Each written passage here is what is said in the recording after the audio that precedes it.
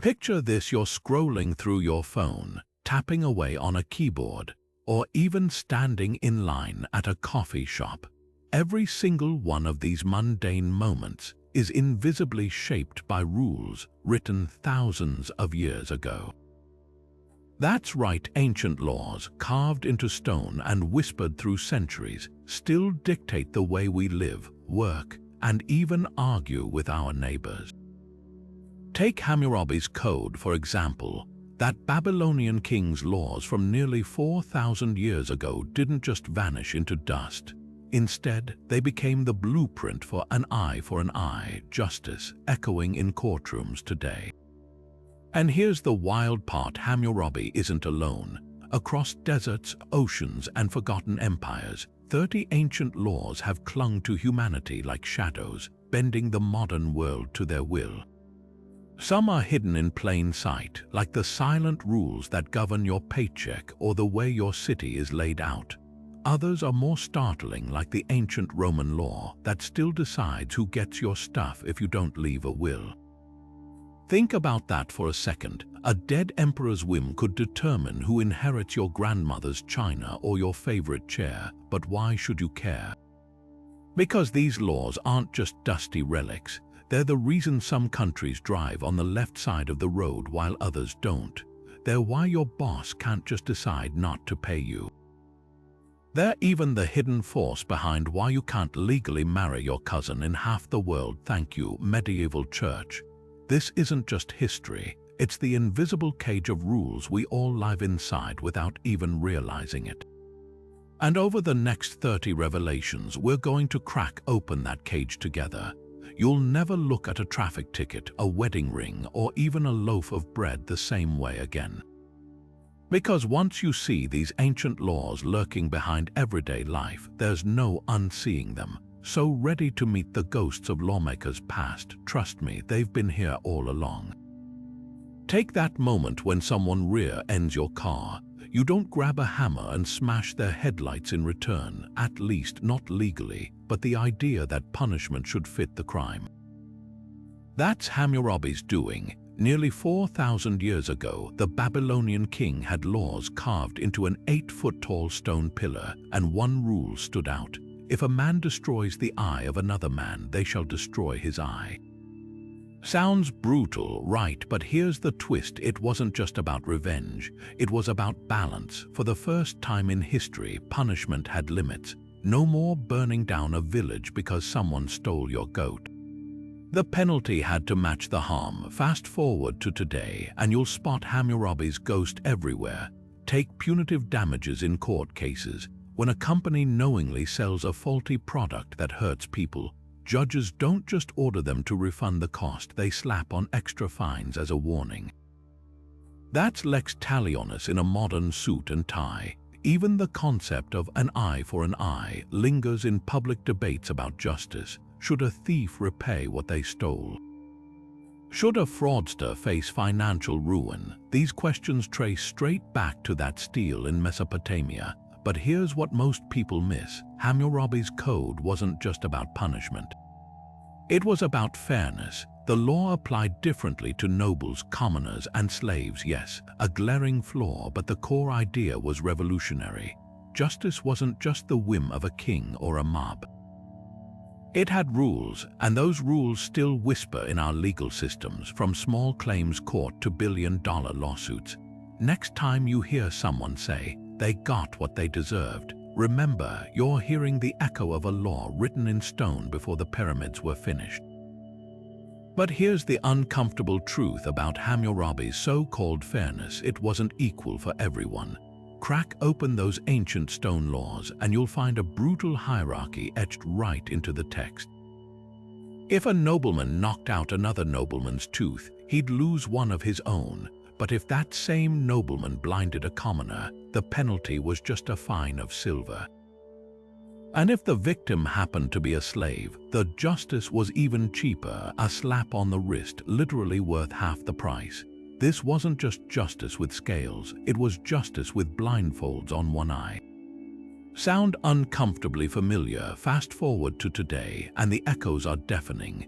Modern courts might not openly charge different fines based on whether you're a CEO or a cashier, but wealth still tilts the scales. Take bail systems where sitting in jail before trial isn't about guilt or innocence, but whether you can afford to buy your freedom. Or consider the stark difference between a celebrity caught with drugs, rehab is the answer, versus a kid from the wrong neighborhood, 10 years mandatory. The details have changed, but the pattern remains. Justice often wears a price tag. Critics call it two-tiered justice, and the debates rage hotter than ever.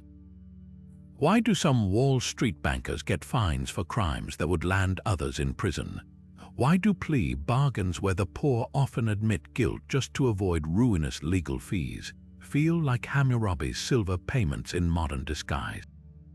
Even the language we use betrays the bias. A wealthy defendant makes a mistake. A poor one commits a crime. The parallels aren't perfect, thankfully. We've abolished slavery and stopped literally pricing eyes, but the core sickness remains: laws that claim to be blind, yet still see wallets and last names.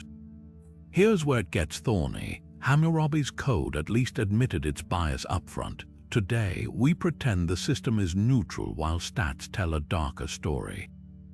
Maybe that's progress. Hypocrisy is the tribute vice pays to virtue after all. But 4,000 years later, we're still wrestling with the same question: is justice a right or a privilege? The answer might determine whether our legal system becomes a monument or just another relic.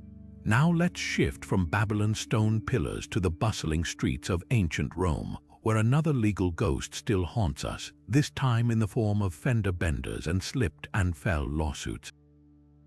Meet the Lex Aquilia, a 3rd century BC law so ahead of its time that it still dictates who pays when your latte spills on someone's laptop. Back then, if your ox gored a neighbor's slave, yes, that was a common legal scenario. This law didn't just shrug and say, accidents happen.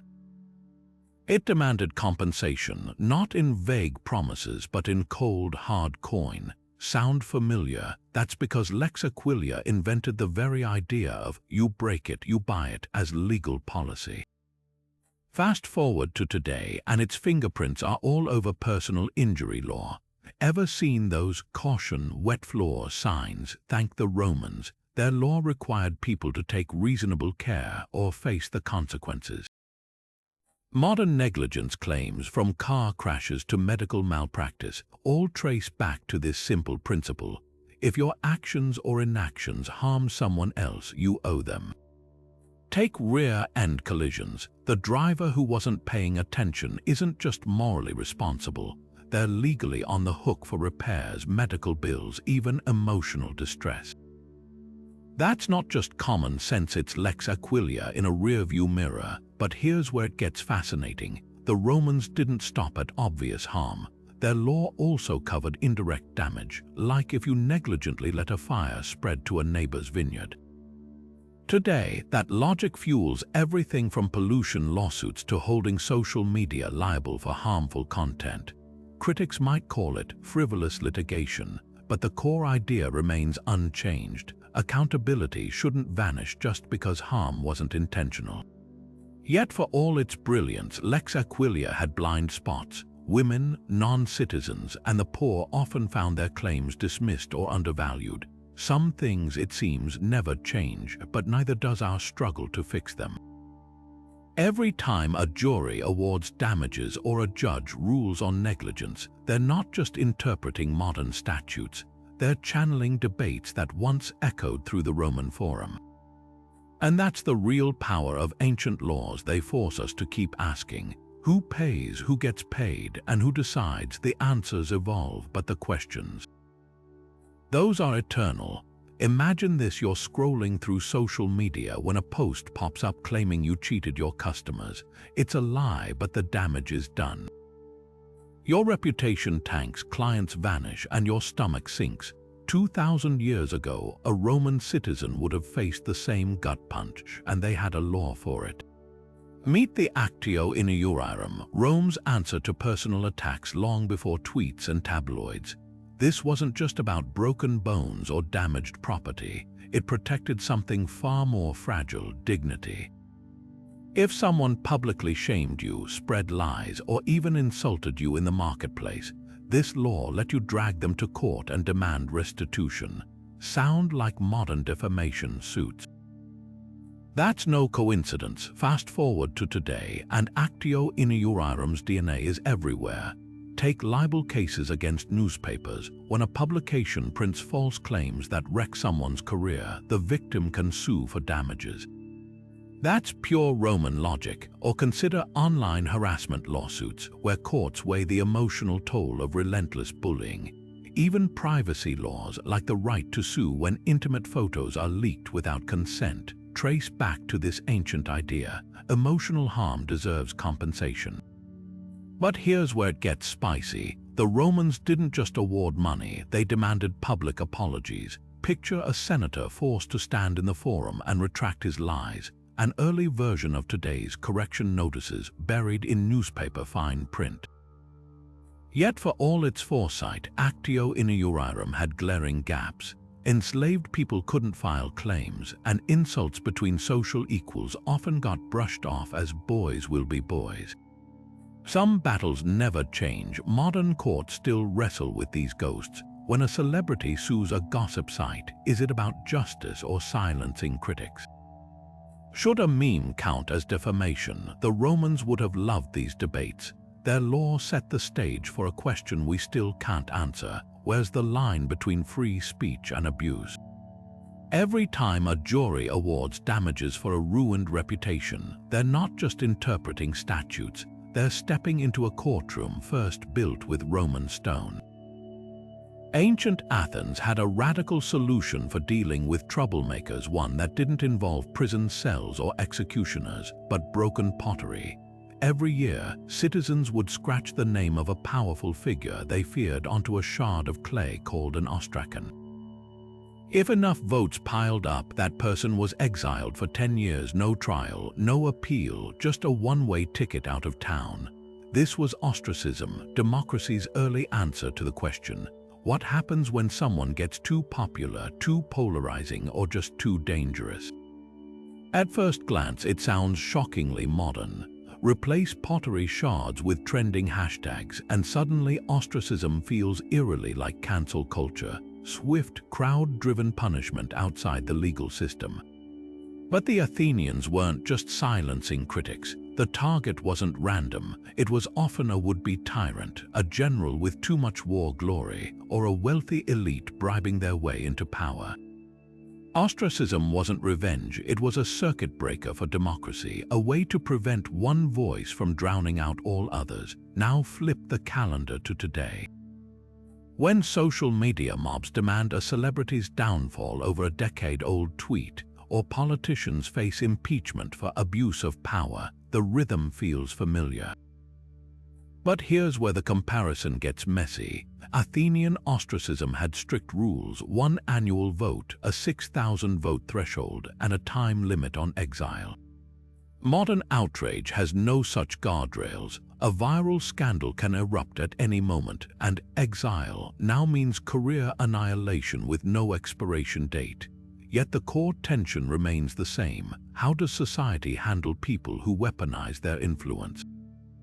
The Athenians feared generals who might stage coups. We worry about billionaires buying elections or influencers radicalizing followers. Ostracism's ghost lingers in impeachment trials, where lawmakers weigh whether a leader's presence is itself a threat. But here's what Athens understood that we often forget: their system had a built-in reset button. After 10 years, the exiled could return, their slate wiped clean. No permanent scars, no lifelong bans. Maybe that's the real lesson buried in those pottery shards. Democracy isn't just about who gets power, it's about how we handle it when someone holds too much. The Athenians didn't pretend to be perfectly fair, but they built an escape valve for collective fear. Today, we're still wrestling with the same dilemma, just with algorithms instead of clay. The question isn't whether we'll banish our troublemakers, it's whether we'll ever let them come home.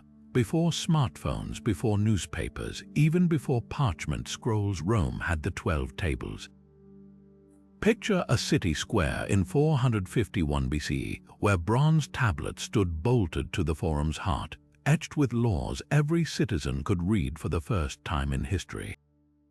No more whispered decrees from patrician elites, no more legal secrets buried in temple archives. If a creditor broke your bones for unpaid debts, the law said they couldn't break more than one per day, and that brutal detail was right there in the open. This wasn't just legislation, it was revolution chiseled in metal. Jump to today, and the 12 Tables ghost lives in every courthouse bulletin board and online legal database. When you pull up your state statutes with a Google search, that's the Roman ideal in action. Laws belong to the public, not the powerful. Modern, sunshine laws forcing government transparency, like the Freedom of Information Act in the US, trace straight back to those bronze tablets. Even the tiny print on your parking ticket owes a debt to Rome. By displaying penalties openly, the 12 Tables cut through the old excuse of "I didn't know the rule." Sound familiar? It's the same logic behind speed limit signs and software terms of service pop-ups. Ignorance stopped being an excuse 25 centuries ago. But here's the twist the Romans never saw coming. While their laws were public, literacy wasn't. Most plebeians still needed scholars to translate the tablets, a flaw that echoes today in legalese-filled contracts and fine print. Modern democracies fixed part of the problem. We've swapped bronze for searchable PDFs, and our iTools can now translate dense regulations into plain English. Yet the gap remains. Ever clicked agree without reading an app's terms? That's the 21st century version of a Roman farmer nodding along to laws he couldn't decipher. The real legacy of the 12 Tables isn't just transparency, it's accountability. Before them, Roman judges often favored the wealthy with secret interpretations. Today, when a billionaire tries to bury a lawsuit in sealed documents or a corporation hides safety violations, public record laws drag them into daylight. The tools have upgraded from chisels to cloud servers, but the battle's the same. Who controls access to the rules? Rome's answer, that they belong to everyone, still rattles cages. Just ask whistleblowers leaking documents or journalists suing for government records. They're all descendants of the plebeians who demanded those first 12 tablets be nailed where no one could ignore them. Justinian didn't just rule an empire, he reshaped the future of justice with a single, obsessive project. Picture Constantinople in the 6th century where legal chaos reigned. Mountains of contradictory rulings, outdated edicts, and obsolete statutes cluttered the courts. Enter Emperor Justinian, a man who looked at this mess and decided to burn it all down, figuratively at least. His solution, the Corpus Juris Civilis, a legal code so thorough it became the DNA of half the world's legal systems. This wasn't just a tidy up, it was a total reboot of Roman law, distilled into 3 groundbreaking parts: the Codex, a streamlined collection of imperial decrees; the Digest, a 50-volume encyclopedia of legal opinions; and the Institutes, a beginner's guide to jurisprudence. Together, they didn't just organize the past, they engineered the future. Fast forward to Napoleon's France 12 centuries later. The emperor famously quipped, "My real glory isn't winning 40 battles, it's my civil code." That code, the blueprint for modern European law, a direct descendant of Justinian's work. The Napoleonic Code borrowed its logical structure, its emphasis on clear written rules over judge-made precedent, even its obsession with property rights. When Napoleon's armies marched across Europe, they didn't just bring conquest, they spread Justinian's legal revolution. Today, from Spanish contract law to German inheritance rules, the Corpus Juris fingerprints are everywhere. But here's where it gets fascinating. Justinian's influence didn't stop at national borders. The European Union's legal framework, with its emphasis on harmonizing laws across member states, echoes his original vision of a unified legal order. When an Italian court cites a Belgian ruling or when EU directives override local statutes, that's Justinian's ghost whispering in the corridors of Brussels. Even the concept of civil law itself, the idea that legal rules should be written down systematically rather than cobbled together from court decisions, traces straight back to those 6th century scribes laboring in Constantinople. Yet for all its brilliance, the corpus juris had blind spots, women's rights barely an afterthought, slavery treated as a natural fact. Modern legal systems have spent centuries untangling these knots, proving that even the most visionary codes aren't timeless. But that's the paradox of Justinian's legacy. His work was so meticulously organized that it became a prison for later thinkers, a masterpiece so complete it stifled innovation. Legal reformers from the Middle Ages to the Enlightenment had to wrestle with his shadow, asking the same uncomfortable question: when does a foundation become a cage? The answer, perhaps, lies in the corpus juris' most enduring lesson. Laws aren't just rules, they're conversations across centuries. Every time a French notary drafts a contract or an EU bureaucrat debates regulatory harmonization, they're speaking a dialect of Latin perfected by a Byzantine emperor who believed order could outlast empires. His code survived invasions, revolutions, and the fall of Rome itself, a proof that ink can be mightier than swords. And in an age of digital currencies and AI lawsuits, we're still writing the next chapter of his story. Shang Yong would have loved a spreadsheet. The Qin dynasty's brutal architect of legalism didn't have algorithms, but his obsession with measurable behavior feels eerily modern. Picture this: 23 centuries before corporate performance reviews, Shang implemented a system where every action, plowing an extra acre, reporting a neighbor's crime, earned or lost points. Succeed, land grants, titles, even freedom for enslaved family members. Fail, your nose got chopped off. This wasn't just law, it was social engineering with teeth, reducing morality to a cold calculus of rewards and punishments. Fast forward to today, and Shang Yong's ghost lurks in every Employee of the Month program and year-end bonus. Modern meritocracies claim to value hard work, but the underlying message remains the same: conform, produce, and be visibly measurable or face consequences. Silicon Valley's obsession with key performance indicators, that's legalism with ping-pong tables. Even school grading systems, where children's worth gets boiled down to standardized test numbers, echo Shang's belief that people are inputs to be optimized. But nowhere does legalism's DNA shine clearer than in China's social credit system. Forget Bronze Age nose amputations, today's penalties include blocked train tickets and public shaming on apps. Citizens with high scores get VIP banking services. Those flagged for untrustworthy behavior like jaywalking find themselves barred from luxury hotels. Critics call it dystopian, but Shang Yong would nod in recognition.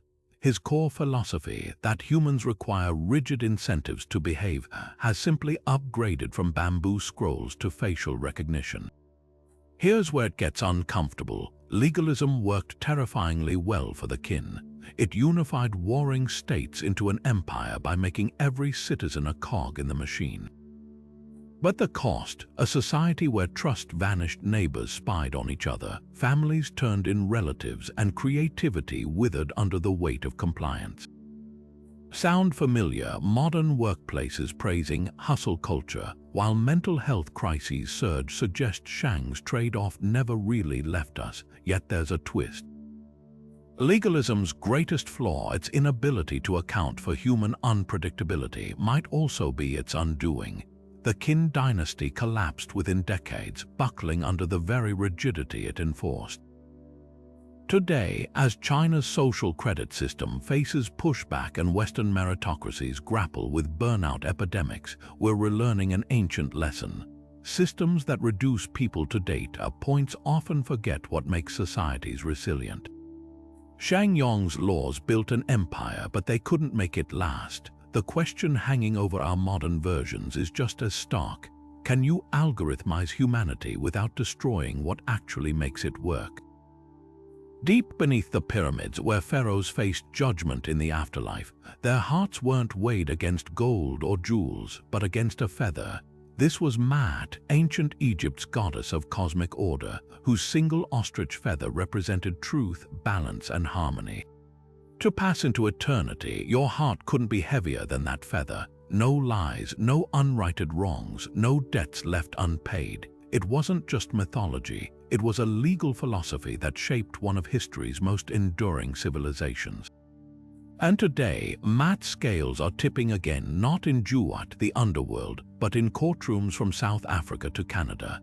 Modern restorative justice, where offenders face survivors, confess harms, and work to repair damage, breathes with Maat's spirit.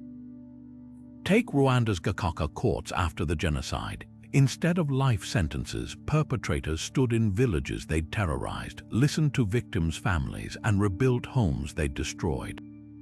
Unlike Western punitive justice, which asks how long should they suffer, Gacaca asked how can balance be restored. That's Maat's core principle. Justice isn't served until the scales tip back to equilibrium.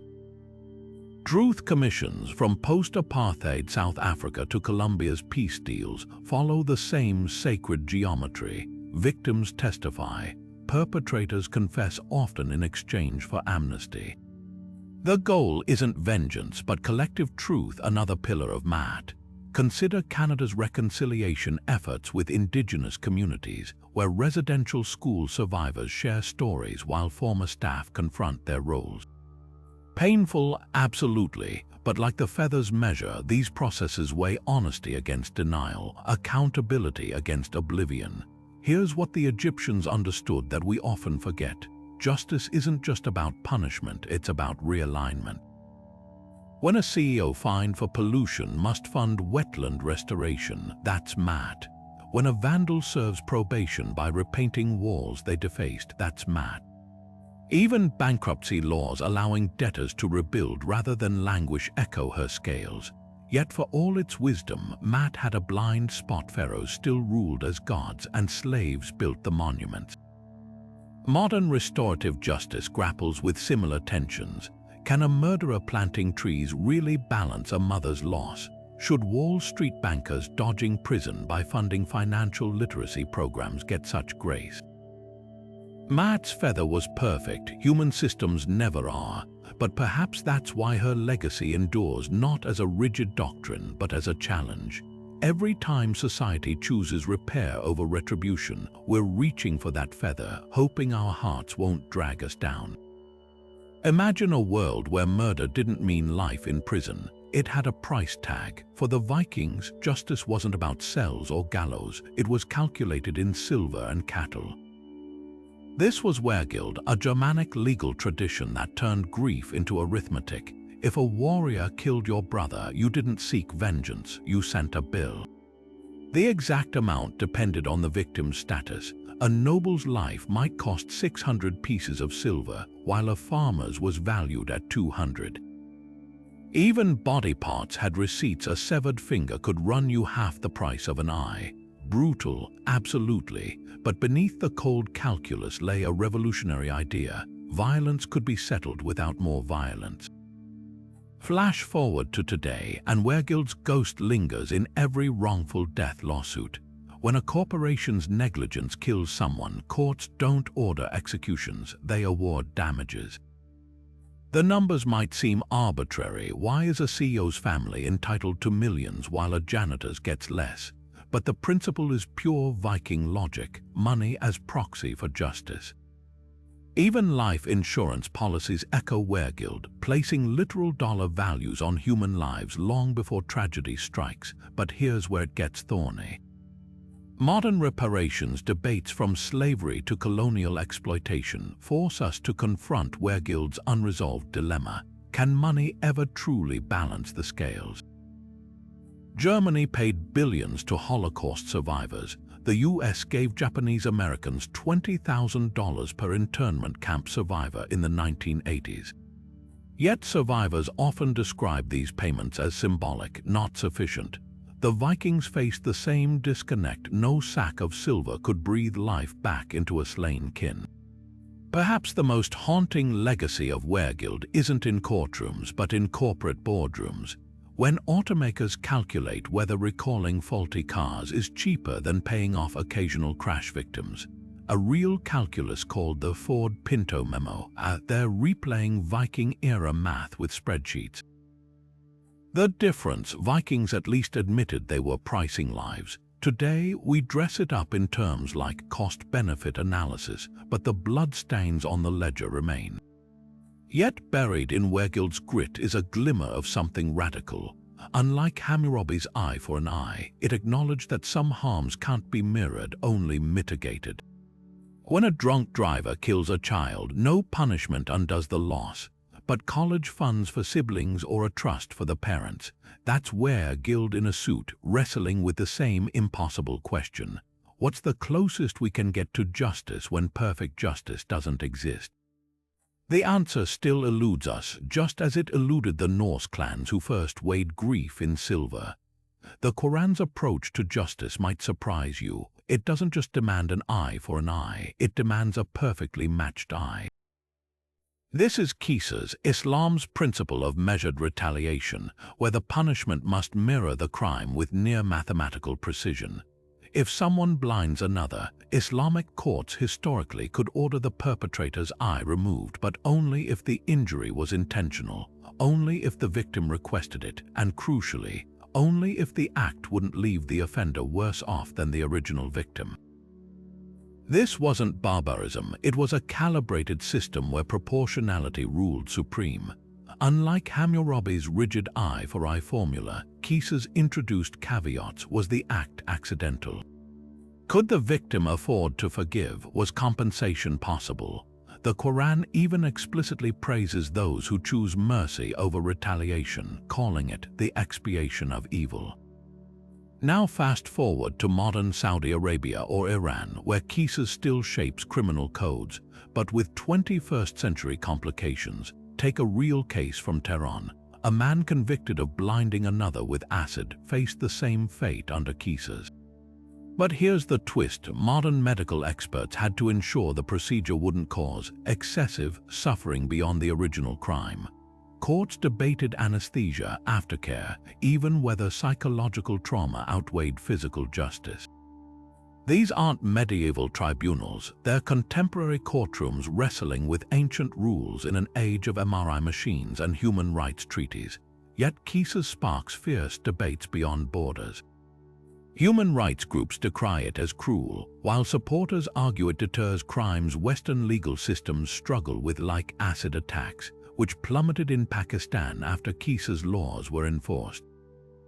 The irony: some Western restorative justice models now echo Qisas' emphasis on victim-led resolutions. When U.S. courts let survivors confront offenders or request restitution, they're channeling the same principle. Justice isn't just state versus criminal, it's about repairing harm between people. But the real tension lies in Qisas' spiritual dimension. Unlike secular laws focused on punishment or rehabilitation, Qisas treats justice as a cosmic ledger. A verse in the Quran warns that wrongful retaliation incurs a grievous penalty in the hereafter, making every judgment both legal and eternal.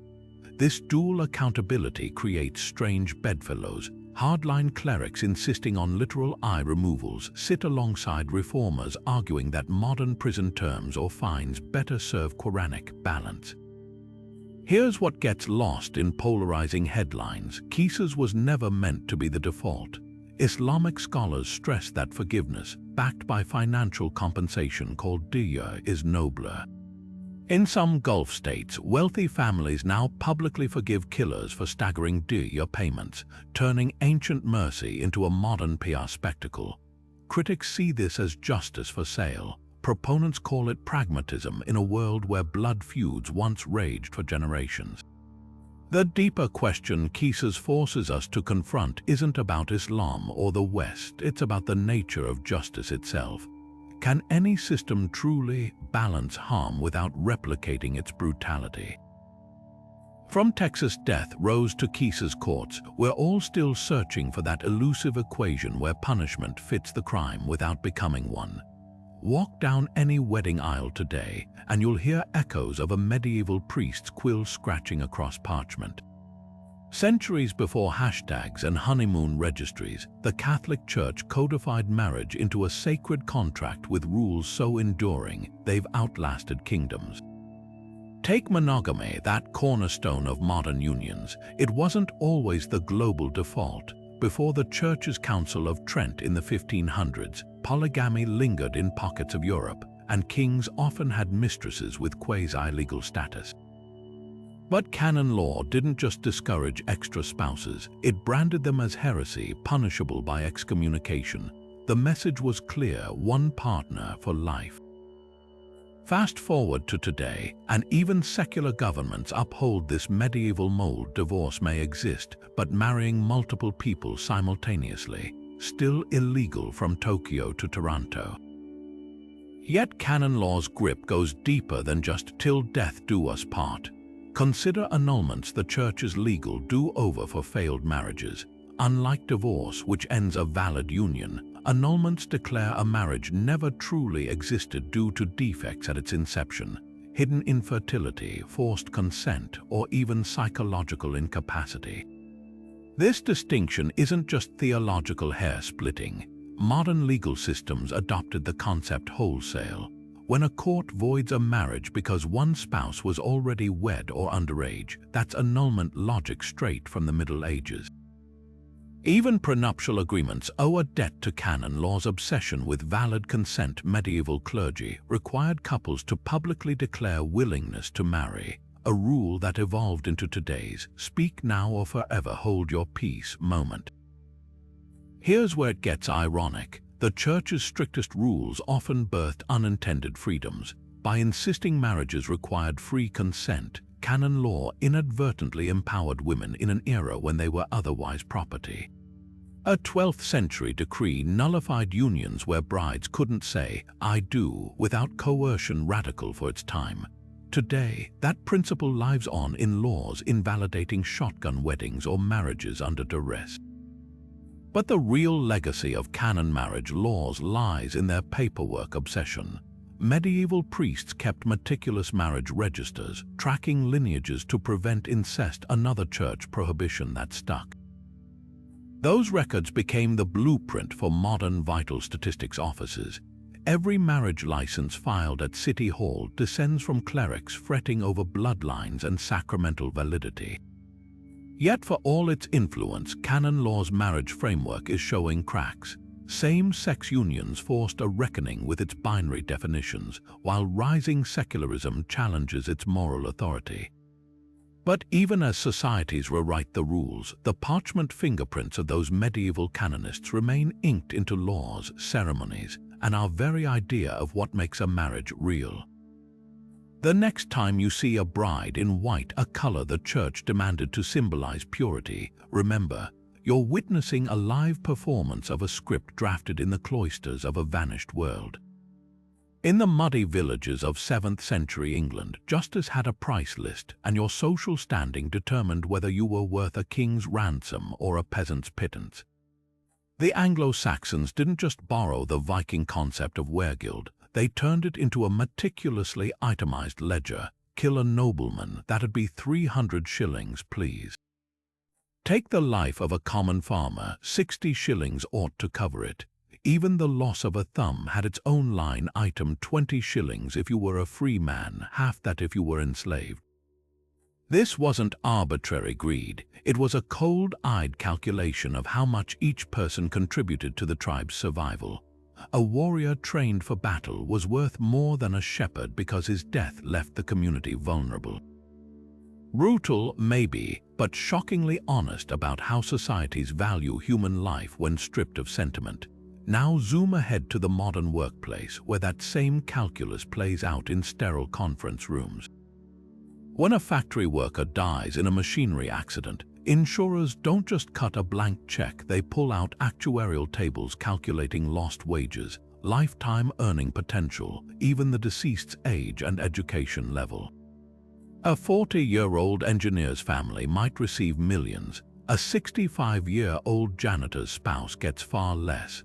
The numbers are crunched with spreadsheets instead of sheepskin scrolls, but the underlying question remains unchanged. What's the economic worth of a life interrupted? Class action lawsuits take this logic even further. Ever notice how payouts in massive cases like the Volkswagen emissions scandal or opioid crisis settlements have tiered compensation? A smoker with terminal cancer might receive $500,000 from a tobacco settlement, while someone with early-stage illness gets $20,000. Like the Anglo-Saxon freeman versus enslaved thumb valuations, these tiers reflect a grim reality. Harm is quantifiable, and not all suffering carries equal weight in court. But here's where the Anglo-Saxons were arguably more transparent. Their weregild lists were public, carved into wood or recited at gatherings. Today's calculations happen behind closed doors, dressed up in terms like non-economic damages or hedonic loss. When corporations argue that a wrongful death claim should exclude emotional suffering because it's too subjective, they're reviving a 7th century mindset, just with PowerPoint slides instead of Mead Hall decrees. The bitter pill: some valuations haven't evolved at all. Modern workers' comp still treats body parts like a gruesome menu. A lost eye might be worth 96 weeks of wages in one state, an arm 200 weeks. The Anglo-Saxons would nod in recognition. They just used shillings instead of pay periods, yet for all its flaws, weregild contained a kernel of progress. Unlike blood feuds that spiraled for generations, it acknowledged that even grief has limits, and sometimes, tragically, a price. Picture a storm-tossed ship in the ancient Mediterranean, its crew frantically hurling expensive cargo overboard to save the vessel. Who pays for those lost goods? That exact dilemma birthed one of history's most enduring legal codes, the Byzantine Rhodian Sea Law. Crafted around 700 CE but drawing from even older Greek and Roman traditions, this wasn't just a list of rules, it was the ancient world's blueprint for fairness on the high seas. At its core lay a revolutionary principle: when sacrifice saves the many, the cost shouldn't crush the few. This idea, called general average, still governs maritime disasters today. Fast forward to modern shipping lanes, where the Rhodian law's fingerprints are everywhere. When the Ever Given blocked the Suez Canal in 2021, triggering billions in global trade delays, insurers didn't just shrug, they invoked principles straight from Byzantine scrolls. The concept of shared liability for collective survival, that's general average in action. Even the Titanic's salvage claims were settled using this ancient formula, calculating every passenger's share of jettisoned grand pianos and lost luggage based on voyage stakes.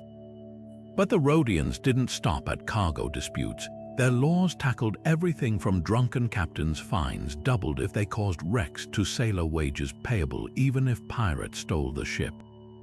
Sound familiar? Modern admiralty courts still wrestle with these same issues, just with cyber piracy and container ships instead of triremes.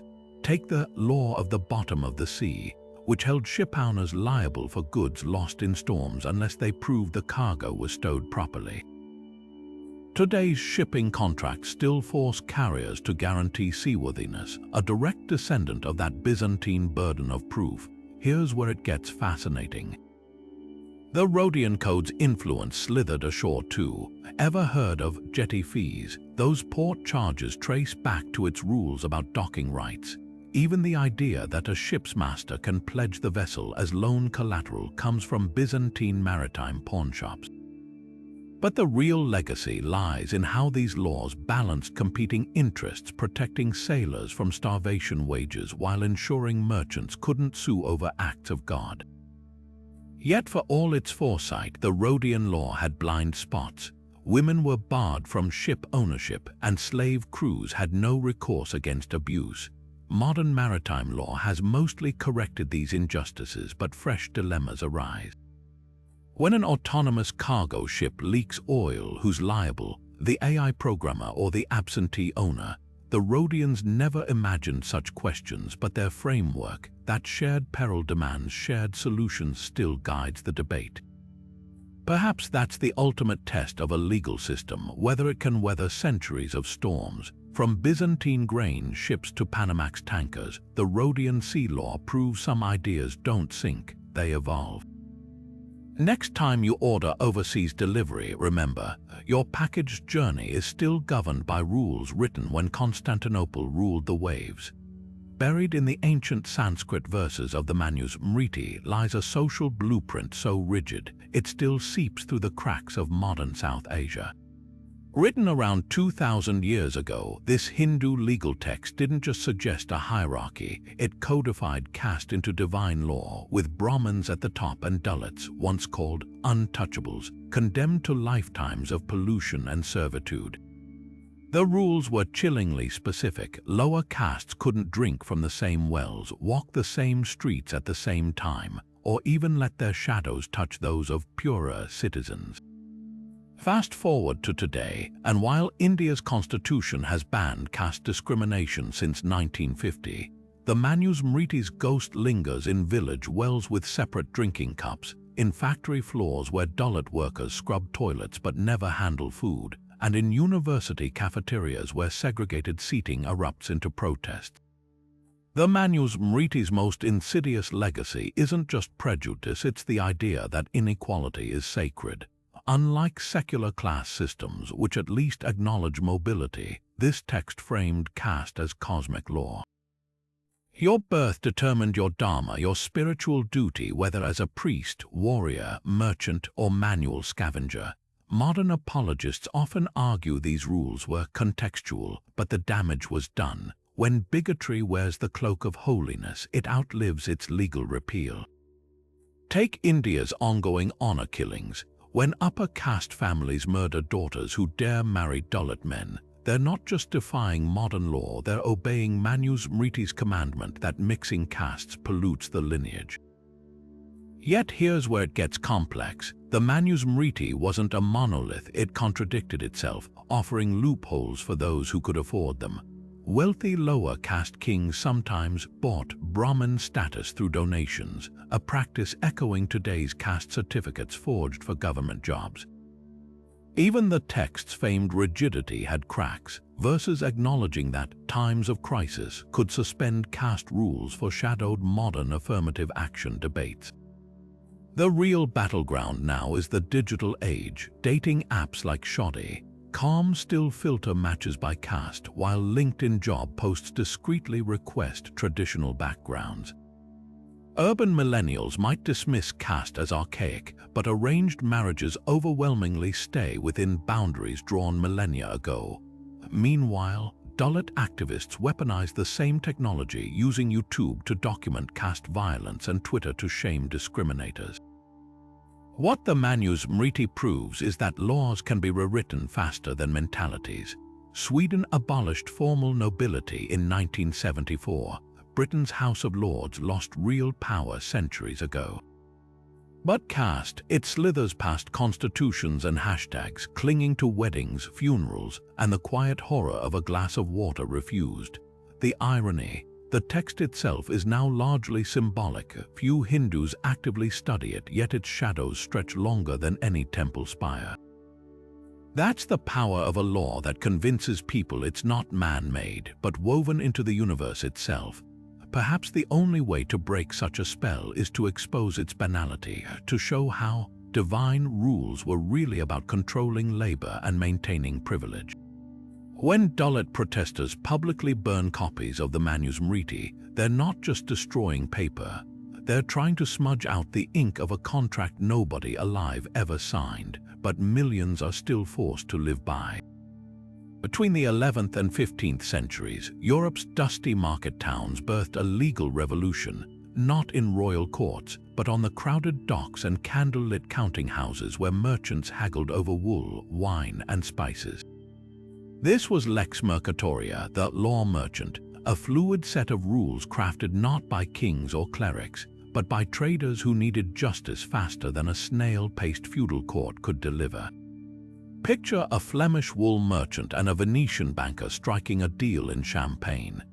If the shipment arrived moldy or the payment came late, they didn't wait for some baron's permission to settle things. They turned to merchant juries who understood harbor tides and ledger books better than Latin decrees.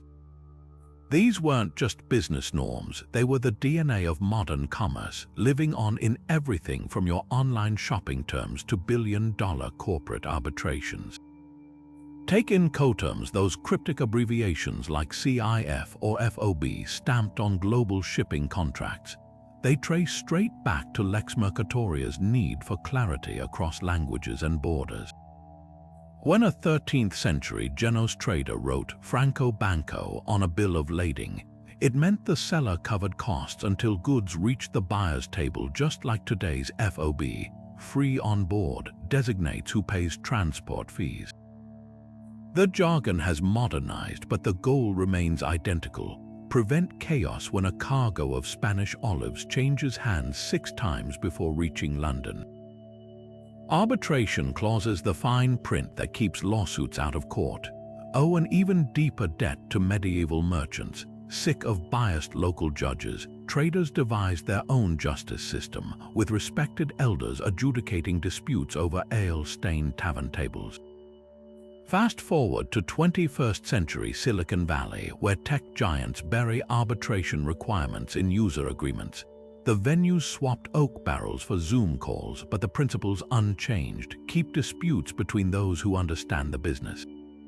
Even the New York Convention, which lets arbitration awards cross borders like currency, mirrors Lex Mercatoria's recognition that commerce can't wait for national courts to catch up. Yet for all its pragmatism, Lex Mercatoria had a dark side. Its speed came at the cost of transparency, with deals often sealed in whispers. Modern critiques of corporate kangaroo courts echo medieval peasants' distrust of merchant tribunals that favored the wealthy. And just as medieval Jews barred from guilds became money lenders by necessity, today's gig economy workers sign opaque contracts they lack power to negotiate. The law merchant democratized trade, but not always fairness. What's astonishing is how these merchant innovations outmuscled sovereign law. Kings initially tolerated Lex Mercatoria because commerce filled their coffers, until they realized merchants had built a parallel legal universe. By the 17th century, common law courts were absorbing merchant customs wholesale, proving that gold often speaks louder than crowns. Next time you click "I agree" on an app's terms, remember, you're not just accepting a corporation's rules. You're upholding a tradition that began when traders realized the best laws aren't decreed from above, but forged in the furnace of necessity. Athens in the 7th century BCE had a problem: crime was spiraling, and the aristocracy's lax enforcement only fueled discontent among the poor. Enter Draco, an iron-willed lawmaker tasked with restoring order. His solution, a legal code so brutal, even the slightest offenses could earn you a one-way ticket to the underworld. Steal a cabbage, death. Loiter too long at the market, death. Forget to return a borrowed plow, believe it or not, also death. The punishments were so excessively harsh they birthed the term we still use today, draconian. But here's the twist: Draco's ruthlessness wasn't just about fear. For the first time in Athens, laws were written down and applied equally, at least in theory. No more arbitrary rulings by nobility. Even the elite couldn't weasel out of punishment. In that sense, Draco's code was weirdly progressive.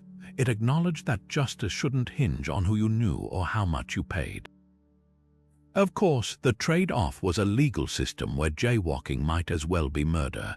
Fast forward to modern America, and Draco's ghost lingers in laws like California's 3 strikes rule, where repeat offenders, even for minor crimes, can be locked away for life. The parallels are eerie. Both systems emerged from public panic over crime waves. Both promised to crack down on recidivism with zero tolerance, and both, critics argue, sacrificed nuance on the altar of deterrence. Take the infamous case of a man sentenced to 25 years for stealing a pair of socks under 3 strikes, a punishment that would have made Draco nod in approval. Yet there's a key difference. Draco's laws were blunt instruments, treating petty theft and homicide with the same finality. Modern 3 strikes laws at least claim to target serious repeat offenders, though in practice they've ensnared everything from drug addiction to shoplifting.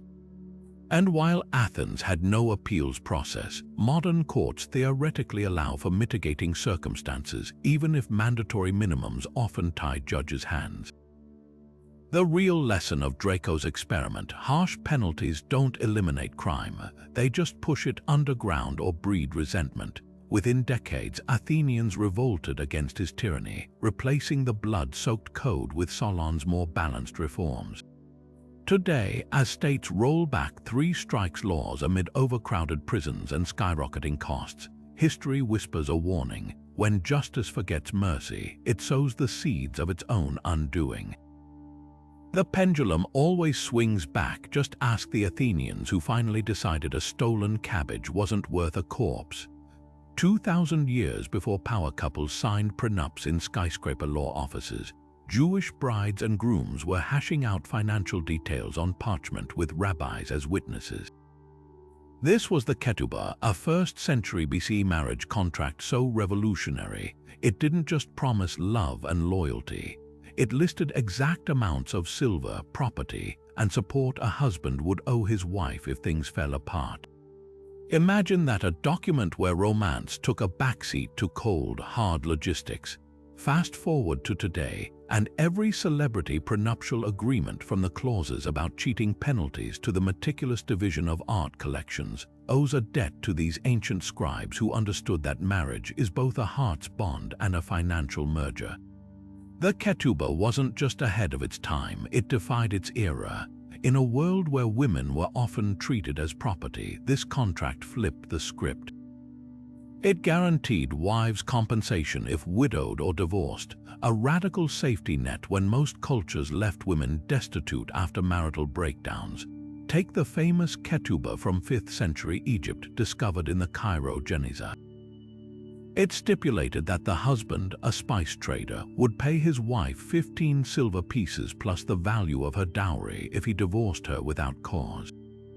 That's not far from today's alimony agreements, where courts calculate support based on earning potential and marital contributions. But here's where it gets fascinating. The ketubah's financial protections weren't just about fairness, they were deterrents. Divorce meant men had to cough up serious wealth, making impulsive splits financially ruinous. Modern prenups use the same psychology. When Jeff Bezos's ex-wife Mackenzie Scott walked away with $35 billion, the world gasped, but in ketubah terms. That was just a very, very large version of the divorce penalty, designed to make husbands think twice. Yet the ketubah's real genius was its adaptability. Sephardic Jewish contracts in medieval Spain included clauses about wife-initiated divorces, rare for the era. Today, we see echoes in sunset clauses, where prenups expire after a set number of years unless renewed. Even the ketubah's requirement of 2 witnesses, that's mirrored in modern notarization rules for prenuptial agreements. Of course, no system is perfect. Ancient ketubah couldn't prevent all abuses. Some husbands fled rather than pay, and modern prenups have their own flaws, often favoring the wealthier spouse. But the core idea endures. Marriage is a legal partnership as much as an emotional one. Next time you hear about a billionaire's ironclad prenup, remember, it's not a Hollywood invention. It's the latest chapter in a contract tradition that began when scribes realized love might fade, but ink, that lasts forever. In Tenochtitlan's bustling markets, a poor farmer might trade his freedom for a sack of maize, not as a slave, but as a telakatin, a debtor bound to work until his obligation was paid.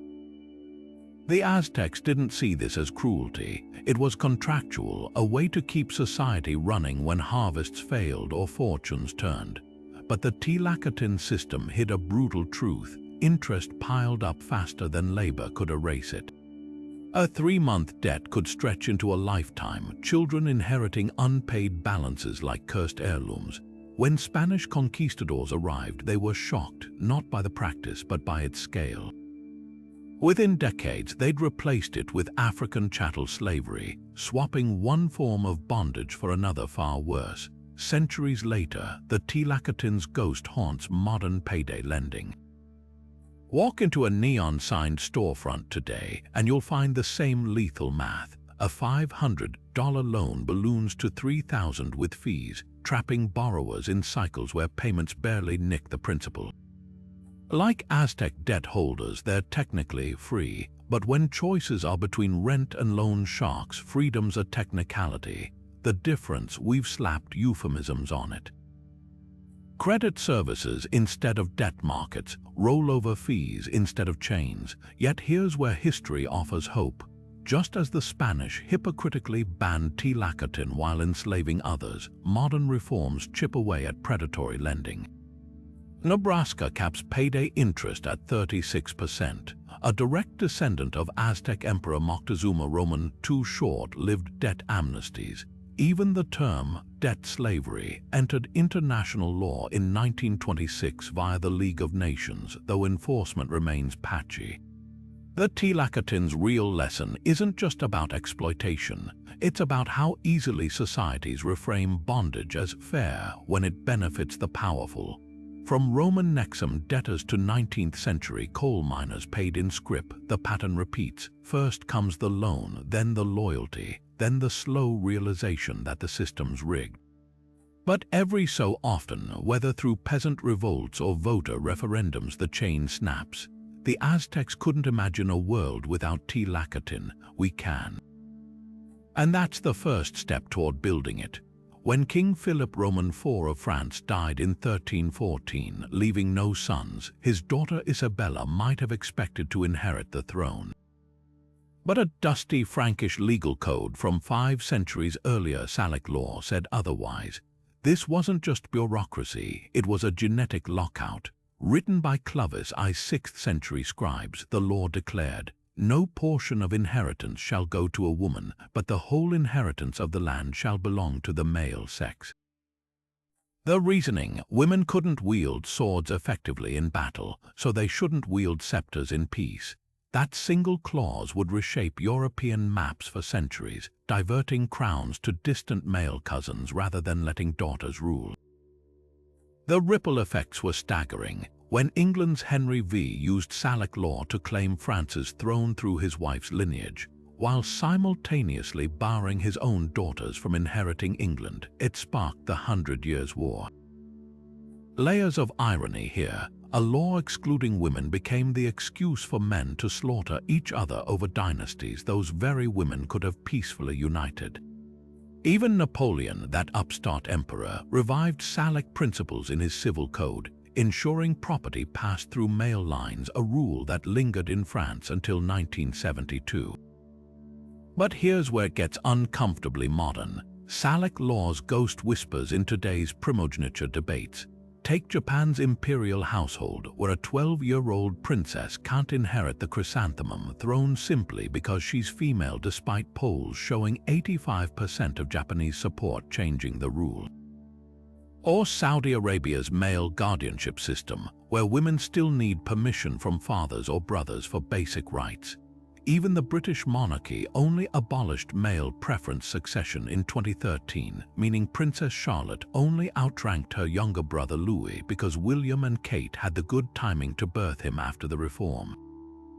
Yet resistance brews. Belgium, Sweden, and the Netherlands now practice absolute primogeniture, firstborn inherits, period. When Spain's King Felipe VI declared his daughter Leonor heir over any future sons, he didn't just break tradition. He buried a Frankish relic with 21st century flair. Courtrooms worldwide see parallel battles over inheritance discrimination, from Indian daughters suing for equal farm rights to American widows challenging trusts that favor sons. The deepest wound Salic law inflicted wasn't just lost crowns. It was the myth that biology dictates leadership. Modern science dismantles the sword-wielding rationale. Today's battles are fought with keyboards and trade deals. Yet the inertia remains. Every time a daughter's inheritance gets contested in probate court or a nation hesitates to elect its first female leader, we're replaying a debate started by long-dead Franks who thought thighs mattered more than minds. The good news: laws, even ancient ones, are ink not iron, and ink can always be rewritten. In the rugged hills of 8th century Byzantium, a farmer planting olives too close to his neighbor's wheat field could find himself hauled before a magistrate, not for trespassing, but for violating one of history's earliest zoning codes. The Byzantine Farmers' Law, a sprawling collection of agricultural regulations, didn't just govern crops and livestock. It micromanaged rural life down to the last vine and beehive, creating a system of land use rules that would feel eerily familiar to modern city planners. Take boundary disputes. The law mandated precise buffer zones between fields, with fines for orchards creeping into grain plots. Sound like your neighbor complaining about your fence encroaching on their property line. That's not just suburban pettiness, it's Byzantine legal DNA resurfacing 1,000 years later.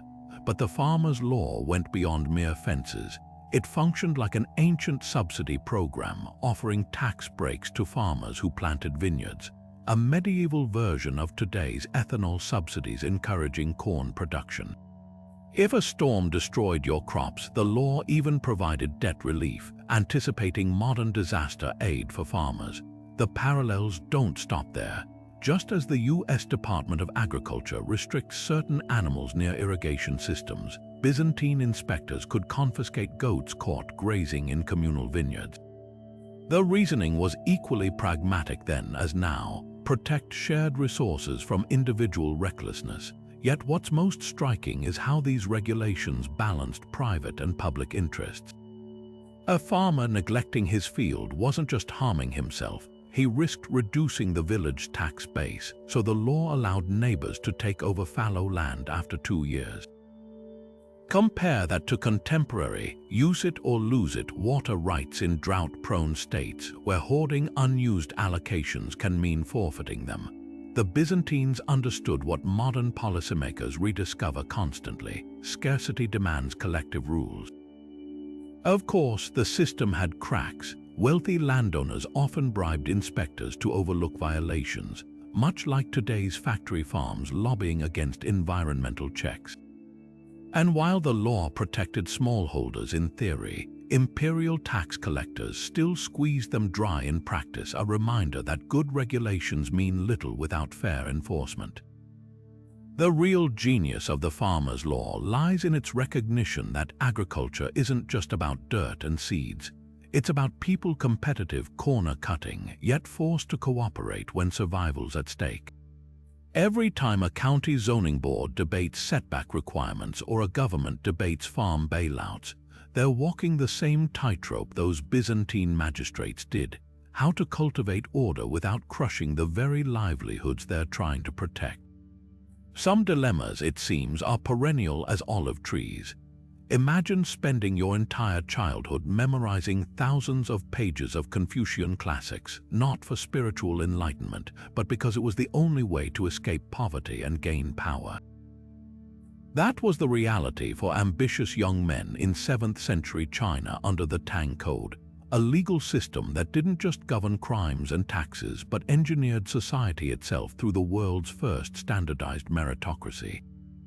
While European nobles inherited their titles and Byzantine officials bought their positions, the Tang dynasty demanded something radical: competence. Their imperial examination system, known as the Keju, wasn't just a test, it was a social earthquake that toppled aristocratic privilege and reshaped governance for over 1,000 years. And its aftershocks still rattle modern institutions, from the SATs to the U.S. Foreign Service exams. The Tang Code's exams were grueling marathons of intellect and endurance. Candidates were locked in tiny examination cells for days, writing essays on obscure philosophical passages and policy proposals in flawless calligraphy. One surviving test question from the year 835 asked examinees to critique this hypothetical. A general ignores the emperor's orders to retreat, wins a battle, but is later executed for disobedience. Was justice served? This wasn't academic trivia, it was a test of moral reasoning and bureaucratic judgment. The best answers balanced Confucian loyalty with pragmatic statecraft, precisely the skills needed to administer a vast empire. Those who passed fewer than 1% at the highest level didn't just get jobs, they earned the right to wear colored robes denoting rank, to bypass corporal punishment, even to have their families exempt from forced labor. But here's where the Tang system was shockingly modern. Unlike European feudal hierarchies where birth determined your ceiling, the Keju offered theoretical equality. A farmer's son could outrank a duke's heir if he mastered the texts. This meritocratic ideal was so potent that Enlightenment philosophers like Voltaire later praised China's government by scholars as superior to Europe's accident of birth aristocracy. When Britain established its civil service exams in 1855, a system later adopted by the U.S., they explicitly modeled it on the Tang Keju, right down to the emphasis on general knowledge over technical skills. Yet the Tang Code's meritocracy had dark undercurrents. Wealthy families hired private tutors to game the system, while poorer candidates sometimes starved during years of study. Women, artisans, and merchants were barred from taking the exams entirely. Even the curriculum's obsession with Confucian classics stifled innovation. Why explore mathematics or science when poetry recitation guaranteed advancement? These flaws haunt modern meritocracies too. Standardized testing, intended to democratize opportunity, often favors those who can afford test prep. University admissions that prize well-roundedness over specialized brilliance echo the Tang preference for generalists. The real legacy of the Tang examinations lies in their paradoxical lesson. Meritocracies don't eliminate inequality, they just shuffle its logic. When South Korea's modern civil service exams produce similar cram school frenzies, or when Ivy League admissions stress character alongside grades, we're replaying 7th century China's gamble that fairness can be legislated through tests. The Tang didn't solve this riddle, but they posed it so boldly that we're still trying to answer it today, proving that sometimes the most enduring laws aren't about punishment or property, but about the infinitely harder task of judging human potential. In the shadowed halls of 7th century Toledo, King Rexus of the Visigoths etched discrimination into law with a chilling precision that would echo for centuries. His infamous anti-Jewish codes didn't just restrict religious practice, they constructed a blueprint for persecution so meticulous it would inspire inquisitors and Nazis alike. The Visigoths demanded forced baptisms, barred Jews from testifying against Christians, and even dictated whom they could marry, a terrifying preview of Nuremberg's racial laws 1200 years later. What began as religious rivalry in Iberia mutated into something far darker: the legal codification of second-class citizenship based on bloodlines alone. These laws weren't passive prejudices, they were active sabotage. Jewish merchants faced special taxes, their contracts with Christians were declared void, and their children could be seized for Christian upbringing. The Visigothic twist: they didn't just isolate Jews, they weaponized everyday interactions. Sharing a meal with a Christian neighbor became a crime. Celebrating Passover risked property confiscation. This wasn't mere bigotry, it was societal engineering, dismantling Jewish life piece by legal piece. Modern parallels scream for attention. From McCarthy-era blacklists destroying careers over communist associations, to contemporary laws in some nations criminalizing unauthorized religious gatherings. The tools have evolved, but the playbook remains hauntingly familiar. Yet the most insidious legacy lies in how these laws normalized persecution. By codifying anti-Semitism, the Visigoths turned hate into bureaucracy, a shift later perfected by Spain's limpieza de sangre, purity of blood statutes, and Vichy France's Jewish registries. Even the Nazis didn't invent their methods, they refined them, adding industrial efficiency to ancient prejudices. When Holocaust researchers trace the paper trail of genocide, they often find the first fingerprints on those 7th century parchments. The tragic irony: Visigothic Spain collapsed within decades of these laws while Jewish communities endured. Oppression's architects became footnotes, but their legal toxins seeped into Europe's groundwater. Today, when human rights lawyers dissect hate speech legislation or asylum policies, they're still confronting the same fundamental question the Visigoths forced upon history. Where does religious freedom end and state-sponsored persecution begin? The answer, it seems, is written in laws we dare not repeat, but can't afford to forget. High in the Andes, the Inca Empire built roads and terraces that still stagger engineers today, not with slave labor but with a tax paid in sweat. This was the mitre, a rotating draft where every household had to contribute workers for public projects, from maintaining irrigation canals to constructing Machu Picchu's stone marvels. Unlike Europe's feudal serfs toiling under lords, mitre workers kept their land and communities intact while serving the state. It was neither slavery nor volunteerism, but something in between, a civic duty woven into the fabric of society. Fast forward to today, and that same principle lives on in jury rooms and boot camps where ordinary citizens are tapped to serve systems larger than themselves. Consider jury duty, that summons in your mailbox you can't ignore without consequences. Like the mitre, it's a mandatory civic contribution, pulling people from their daily lives to uphold collective justice. The Inca might not have had subpoenas, but their officials similarly drafted farmers to maintain suspension bridges crucial for imperial messengers. Both systems operate on the same unspoken contract. Citizenship isn't just about rights, it's about responsibilities. Even the exemptions mirror each other. Inca elites and modern judges alike are spared manual service, while the average person shoulders the burden. Yet the mitre's most striking descendant might be national service programs. Countries from Norway to Singapore require young adults to spend months in military or community roles, a direct echo of the Inca sending laborers to mine silver for the empire. Israel's mandatory military service, South Korea's civil defense training, even America's Peace Corps volunteers, though technically unpaid, all channel that ancient idea. Societies thrive when everyone chips in. Here's where the comparison gets uncomfortable. The mitre was notoriously harsh. Workers toiled at dizzying altitudes with scant reward beyond communal survival. Modern equivalents often glamorize service as character building, glossing over how it still disproportionately impacts the less privileged. When a Wall Street banker skips jury duty with a hired attorney's note while a grocery clerk serves for $5 a day, or when conscription falls heaviest on rural youth with fewer college deferments, we're replaying the Inca's unspoken hierarchy in bureaucratic disguise. The genius of the mitre, though, was its flexibility. Workers rotated in shifts, preventing burnout and keeping families fed.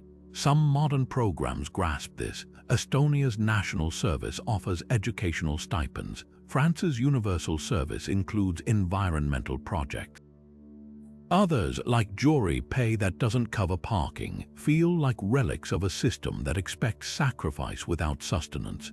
Perhaps the mitre's real lesson is about transparency.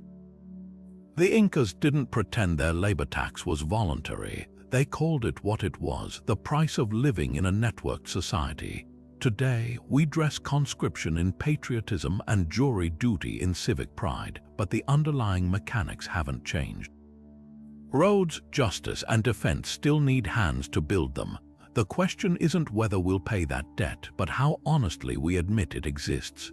5,000 years ago, a Sumerian merchant selling his barley field didn't just shake hands with the buyer. He pressed fingernails into a wet clay tablet while a scribe meticulously recorded every detail. This wasn't just paperwork, it was humanity's first war against financial chaos. These wedge-shaped cuneiform contracts from 2000 BC didn't merely list prices and plots. They included warranties against hidden debts, neighbor disputes, even supernatural claims. If a ghost supposedly haunted the property, the seller had to disclose it. Sound absurd? Fast forward to today's real estate disclosures about paranormal activity, and you'll realize we're still playing by rules baked into clay before the Great Pyramid's first block was cut. What made these contracts revolutionary wasn't their content, but their structure. Each deed required witnesses, usually prominent locals, whose names were etched alongside the terms. If disputes arose later, those witnesses could be summoned to confirm the original agreement. This was the Bronze Age version of modern notarization, where a third party vouches for a signature's authenticity. Even the tablet's physical design had built-in security. They were often encased in clay envelopes with the contract's terms repeated on the outside. Tamper with the outer shell and the inner text would expose the fraud. Swap clay for PDF encryption and digital signatures, and you've got today's secure document tech, just with fewer fingerprints. But here's where the Sumerians were shockingly sophisticated. Their contracts included clauses we'd recognize as title insurance. One surviving tablet from guarantees the seller has no prior claims on the property, an ancient version of today's title searches that dig up old liens or inheritance disputes. Another stipulates compensation if the buyer later discovers the land was pledged as collateral elsewhere. These weren't just promises, they were legally binding. Archaeologists have found lawsuit records where judges ruled based solely on these tablets, proving they functioned as courtroom evidence centuries after being written. The real genius lay in standardization. Across Mesopotamia, contracts followed similar formats: names, terms, warranties, witness lists, creating a predictable legal framework for commerce. Modern real estate deals mirror this with their boilerplate clauses about quiet enjoyment and adverse possession. Even the concept of a deed registry, where property transfers are centrally recorded, traces back to Sumerian temple archives where scribes stored duplicate tablets. Yet for all their foresight, these early contracts had blind spots. Women rarely appeared as principals, usually represented by male relatives. Enslaved people were treated as property within property, listed alongside oxen and carts. And while the system worked locally, traders venturing beyond Mesopotamia faced a patchwork of conflicting rules. A problem we've yet to fully solve, as anyone navigating cross-border real estate deals can attest. What endures isn't just the Sumerians' legal innovations, but their fundamental insight. Trust in commerce requires more than goodwill, it needs systems. Every time a notary stamps a document or a title company runs a search, they're channeling those long-dead scribes who realized civilization runs on verified promises. The tablets may have crumbled, but the idea that a man's word should be as solid as fired clay, that's eternal. Beneath the gnarled limbs of ancient oaks or on windswept Icelandic lava fields, Viking chieftains and farmers once gathered to argue, legislate, and judge not with axes but with words. This was the thing, a democratic assembly so foundational that its echoes resound in today's parliaments and courtrooms. Forget the Hollywood image of mindless pillagers. Norse society operated on a sophisticated system of grassroots governance where even landowning women could demand hearings. 3 times a year, free men from across the region would converge at predetermined sites like Iceland's Thingvellir, a dramatic rift valley where geology literally created a natural amphitheater. Here, beneath the open sky, they debated laws, settled feuds, and elected leaders with a proto-republican flair that would have baffled their feudal European contemporaries. The Thing's procedures were shockingly modern. Cases were presented before a panel of judges called the Legacies, ancestors of today's juries. Both accuser and defendant delivered speeches no lawyers allowed while witnesses gave sworn testimony. Ever heard the phrase, "to have your day in court"? That ethos came straight from Norse customs, ensuring every free man could speak his piece. Even the concept of majority rule found early expression here. Disputes were often settled by a show of hands or, when tensions ran high, by dividing the assembly into opposing factions to literally count sides. But the Thing's real genius was its layered appeals process. Local disputes first went to village assemblies, with unresolved cases climbing to regional and eventually national gatherings like Iceland's Althingi. the world's oldest surviving parliament, established in 930. This tiered system mirrors modern judicial hierarchies where small claims court verdicts can be appealed all the way to supreme courts. The Elthingi even featured a law speaker who memorized and recited the entire legal code, a living database whose annual recital ensured no ruler could secretly alter the rules. Here's where it gets fascinating. The thing's legacy isn't just in structures but in spirit. The Icelandic sagas brim with cases where poetic insults or property lines sparked epic legal battles, not blood feuds because the system channeled conflict into structured debate. When Norway's king tried imposing absolute monarchy in the 13th century, it was the Thing assemblies that mounted the fiercest resistance, proving these weren't just meetings but cornerstones of cultural identity. Yet the system had cracks, power still tilted toward wealthy landowners, and outlawry, banishment with no protection under law, was a brutal sentence in societies where survival required community. But compare this to England's contemporaneous Norman courts, where nobles dictated verdicts and the Thing shines as remarkably inclusive. Modern democracies unknowingly mimic Norse customs daily. When jurors deliberate, they're channeling the Lurgrator's collective wisdom. When protesters demand no taxation without representation, they're invoking the Thing's core principle that governance requires consent. Even the word law itself comes from Old Norse lag, meaning something laid down by the people. So next time you see politicians debating under parliamentary lights, picture their Viking forebears doing the same under the northern lights, proving that sometimes the most enduring legacies aren't carved in stone but spoken into the wind. 2,500 years ago, a lone rider could gallop from modern-day Iran to the Aegean Sea in just 7 days, not through magic, but through one of history's first bureaucratic superhighways. The Achaemenid Persians didn't just build the royal road, they engineered a communication revolution with rules so precise, they still shape how packages and ambassadors move today. Every 15 miles along this 1,500-mile stone-paved artery, identical relay stations stood stocked with fresh horses and riders trained to sprint to the next post without pause. This wasn't just logistics, it was law codified in clay tablets, the original terms of service for guaranteed delivery. The genius wasn't in the road itself, but in the immutable regulations governing it. Royal decrees carved into monuments declared these couriers untouchable, their cargo inviolable.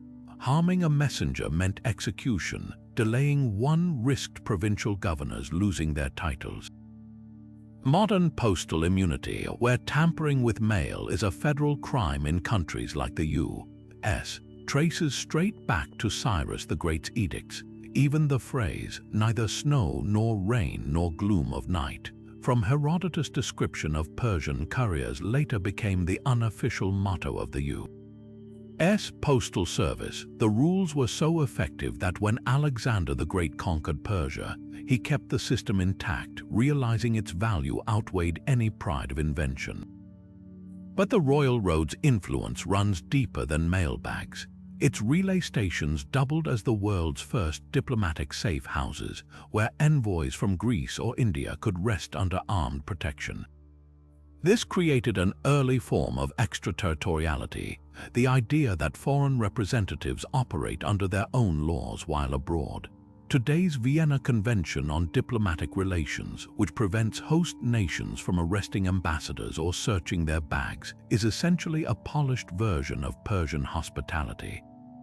When a Russian diplomat can't be prosecuted for parking tickets in Washington, D.C., or when Saudi embassies burn documents without local interference, they're invoking privileges first etched into cuneiform tablets. Yet the system's true innovation was its scalability. Stations were spaced at exact intervals calculated by horse stamina, not geography, a principle modern logistics giants like FedEx still follow when plotting warehouse locations. Standardized way stations with uniform staffing, that's the blueprint for today's franchised post offices. Even the Persians' use of sealed clay document cases evolved into wax seals, then postage stamps, and now encrypted digital signatures. The irony, this system built for emperors became democracy's backbone. America's founding fathers modeled the Congressional Post Office Act of 1792 on Persian efficiency to ensure newspapers could circulate freely, binding a scattered nation. France's revolutionary couriers adopted similar protocols to spread Enlightenment ideas.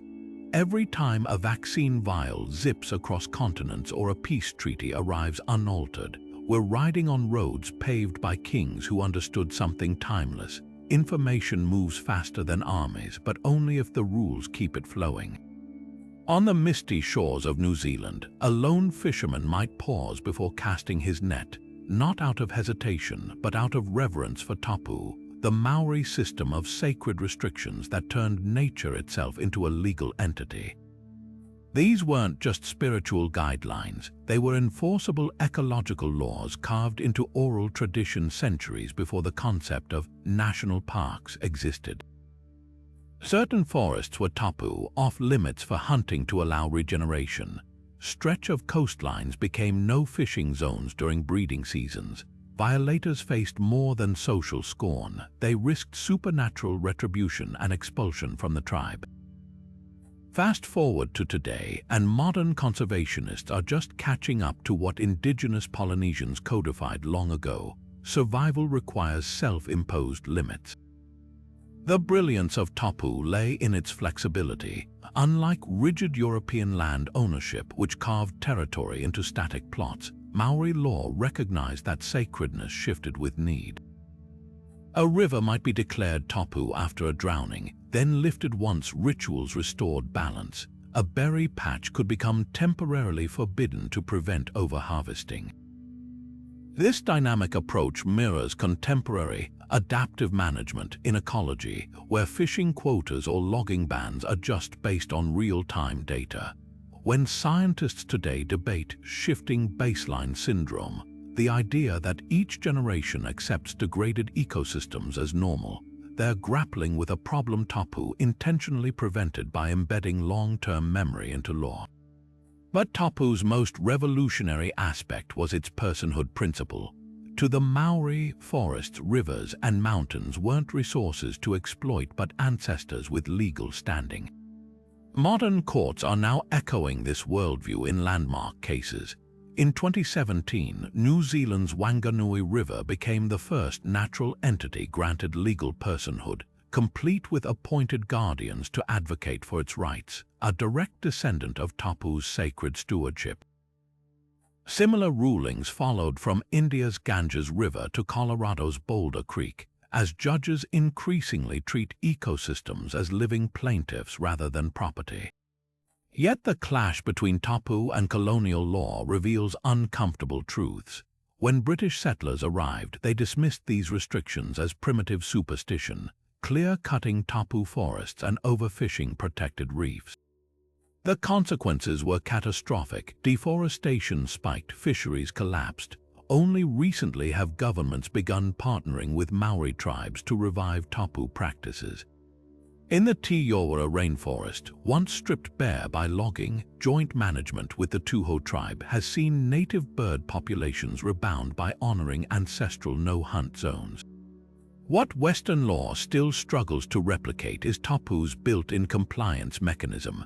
Modern environmental regulations rely on fines and surveillance, but tapu leveraged something far more powerful: cultural shame. Breaching restrictions meant ostracization, a fate worse than any penalty. Some indigenous communities are reviving this social enforcement. In Fiji, villages post taboo signs on overfished coral reefs, with offenders facing communal work penalties rather than court dates. Studies show these culturally grounded systems often outperform state laws in compliance rates. The tension lies in translation. Can sacred prohibitions scale beyond tight-knit communities? When Canada's TLA Oakwe Art Nation declares their ancestral waters tribal parks, tourists often ignore the rules, seeing them as requests rather than laws. Meanwhile, corporations increasingly appropriate indigenous terms like sacred for greenwashing, stripping tapu of its teeth. The lesson from Maori legal tradition isn't that ancient rules can be copy-pasted onto modern states, but that effective environmental law must weave together ecological science, cultural meaning, and consequences that resonate deeper than a line item in a budget. Perhaps tapu's greatest gift is its challenge to the very notion of ownership. Western property law asks, "What can I extract?" Tapu asks, "What do I owe?" As climate change forces societies to confront hard limits, that shift in perspective from rights to responsibilities may prove more valuable than any recycling program or emissions target. The Maori knew what we're relearning the hard way. Some restrictions aren't shackles, but the threads that hold the net of life together. At 7 years old, a Spartan boy was ripped from his mother's arms and thrown into the Agoj, a state-run boot camp where survival meant stealing food, fighting barefoot in winter, and enduring lashings without flinching. This wasn't education, it was legalized brutality designed to forge the ancient world's most feared warriors. But the Agoj's true power wasn't in its harshness, it was in its universality. Unlike other Greek city-states where military service was for aristocrats or mercenaries, Sparta's laws mandated that every free male child, regardless of status, endure the same grueling trials. The message was clear: citizenship itself was earned through shared suffering. Jump to modern Switzerland, where every able-bodied man still completes mandatory military service, or South Korea's strict conscription that even K-pop stars can't escape. The Spartan ethos lives on in these systems, the idea that national defense requires collective sacrifice. But there's a crucial difference. Where Sparta aimed to erase individuality, modern democracies strive to balance service with personal freedom. Israel's IDF, for example, incorporates women and allows conscientious objectors to opt for civilian service, a nod to human rights the Spartans would have scorned. Yet elite military academies like West Point or Sandhurst channel the Agoj spirit more directly. Cadets endure sleep deprivation, punishing physical trials, and psychological stress tests, all designed to weed out the weak. Like Spartan youths who competed in ritualized violence at the festival of Artemis Orthia, today's officer candidates face hell weeks that push them to breaking points. The difference: modern programs emphasize ethics alongside endurance. No instructor orders cadets to murder helots as a loyalty test, as Spartan boys were forced to do. The most haunting legacy of the Agoj lies in its psychological engineering. By isolating boys from families and indoctrinating them in barracks, Sparta created soldiers who valued unit cohesion over personal survival.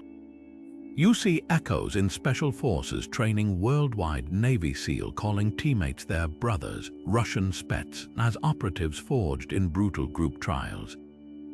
Even corporate team building retreats that stress no man left behind philosophies borrow from this ancient playbook. But Sparta's system collapsed for reasons that should give pause to modern militarists. Their hyper-focused warrior culture left no room for artists, innovators, or diplomats. When Thebes defeated Sparta at Leuctra in 371 BC, it wasn't through brute strength. It was with tactical creativity the rigid Spartans couldn't counter. Today's military strategists recognize this flaw, which is why academies now teach geopolitics and cyber warfare alongside rifle drills. The Agoj's real lesson isn't about toughness, it's about trade-offs. Societies that idolize martial purity often sacrifice adaptability. As drones replace phalanxes and hackers eclipse swordsmen, we're left wrestling with the same question Sparta never answered. How much humanity should we strip away in the name of strength? The answer might determine whether our systems endure or end up as relics like the crumbling stones of the Agoj's training grounds. In the sprawling Ottoman Empire, where a sultan's subjects spoke dozens of languages and prayed to different gods, chaos seemed inevitable until a legal innovation turned religious diversity into administrative fuel. The millet system, born in the 15th century, didn't just tolerate Jews, Christians, and other minorities. It gave them their own courts, schools, and tax collectors under the empire's loose umbrella. Picture Constantinople's cobbled streets, Greek Orthodox bishops settling marital disputes, Armenian merchants appealing to their own tribunals, Jewish rabbis enforcing dietary laws, all with the Sultan's blessing. This wasn't mere coexistence, it was state-sanctioned self-rule centuries before multiculturalism entered political lexicons. The genius lay in its efficiency. By letting each religious community or millet govern its own civil affairs, the Ottomans avoided micromanaging differences they barely understood. Marriages, inheritances, even minor crimes were handled internally, with each group applying its own sacred texts as law. A Greek Orthodox woman divorcing her husband would face her church's canon law, not the Quran. This decentralized approach kept the peace while freeing imperial officials to focus on war and taxation. Modern parallels jump out. Consider how Quebec operates under France-derived civil law while the rest of Canada uses English common law, or how Indigenous courts in New Zealand handle Maori disputes separately from the national system.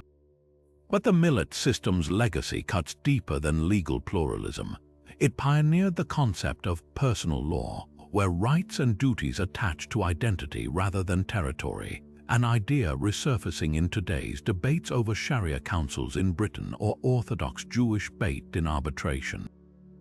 When the European Court of Human Rights grapples with whether religious tribunals can override secular family law, they're replaying debates the Ottomans settled pragmatically 500 years ago.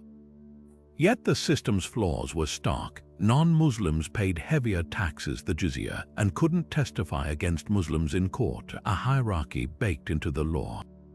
Modern multicultural policies face similar critiques. Are they bridges to equality or gilded cages preserving second-class status? In Lebanon, a relic of the millet system divides political power among religious sects, locking the country into quotas that fuel sectarianism. The real lesson of the millet system isn't in its specifics, but in its core gamble that unity doesn't require uniformity. From Singapore's ethnic housing quotas to Canada's Multiculturalism Act, nations still wrestle with the same tightrope the Ottomans walked: how to balance group autonomy with shared citizenship.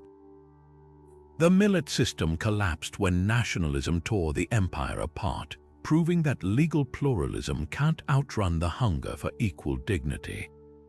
But its ghost lingers wherever societies ask, can we belong together without becoming the same?